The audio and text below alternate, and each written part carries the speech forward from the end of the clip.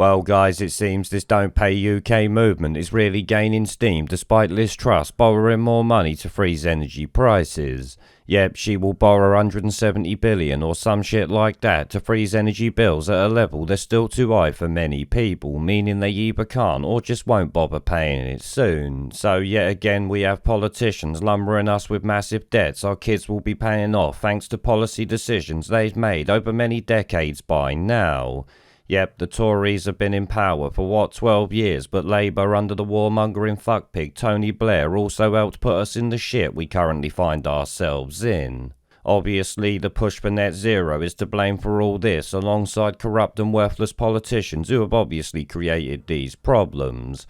One of those problems there, for instance, is the fact we don't have storage capacity for the oil and gas that we actually produce. Yes, we can't even store our own shit, it's that bad thanks to these bloody politicians. This means we then send it to Europe and buy it back off them in the winter. So we pump the gas, send it to Europe and then buy it back, cause that makes sense over storing your own bloody gas, don't it?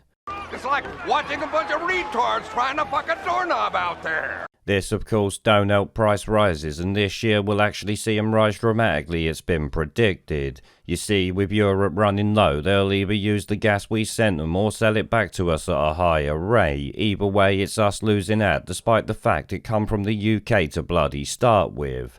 Now, to her credit, Liz Truss has actually been talking about pumping more North Sea oil and fracking, which is obviously good news, but we need more storage capacity and that will take a lot of time. Oh, and let's be honest here, this could all be reversed just as quickly as it's been planned because politicians flip-flop depending on which way the political winds blow.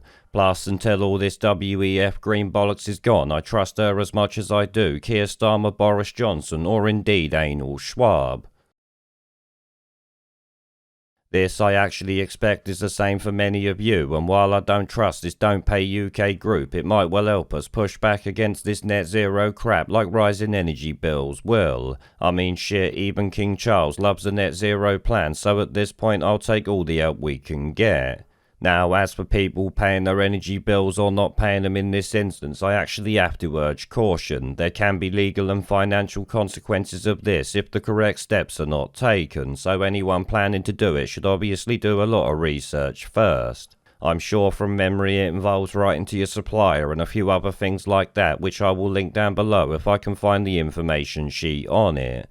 The Don't Pay UK website has some information in their frequently asked questions section that might well help those who want to join in, but it should be stated that Don't Pay UK are basing their action plan on sheer volume to avoid legal and financial shit shows for people taking part, so there is obviously a risk. They're open to it a critical mass of people not paying their bills, which then makes it impossible for these energy companies to go after the customers, and the media are now talking that over 1 million people have actually signed up to it, so there could be a lot of non-payment issues for energy suppliers very soon.